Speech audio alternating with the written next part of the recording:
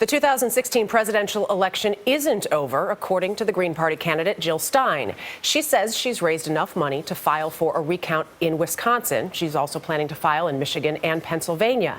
Anna Werner talked to Stein and others who want to re-examine the vote that made the difference for Donald Trump. Anna, good morning. Good morning. Well, many people might say the election is done. There's nothing left to discuss. But some voting rights advocates have more questions about an election process they say was tainted by hacking. And judging by the fact that Jill Stein raised more than $4.5 million in donations in roughly a day and a half, many voters appear to want their questions answered, too. This is not the outcome we wanted or we worked so hard for. And I'm sorry that we did not win this election. She's the candidate who lost, but now the candidate who had no hope of winning wants to take another look at the election results. Why is it you doing this and not Hillary Clinton? I think a lot of people are asking that question. So why is Jill Stein asking for recounts? She says there are too many questions about close vote totals in Wisconsin and Pennsylvania and in Michigan, which is still too close to call. Combine that with what U.S. investigators said was Russia's hacking of the DNC and voter registration systems in about 10 states. Stein says the results deserve a second look. I don't think it's going to change the outcome, and the election integrity security experts don't think so either. So why do it then?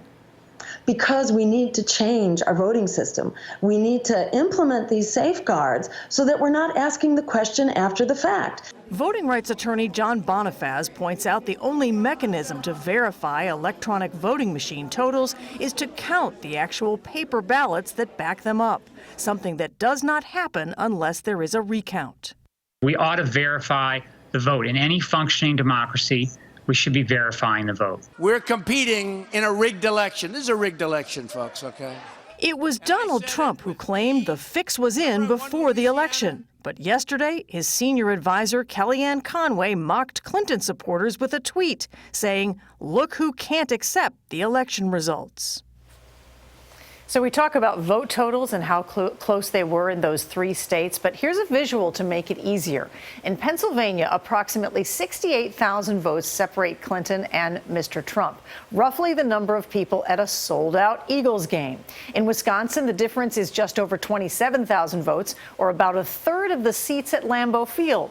And in Michigan, which remains uncalled, Mr. Trump leads by under 12,000 votes, barely enough people to fill the minor league ballpark in Lansing. Jeff? Anna, thank you very much.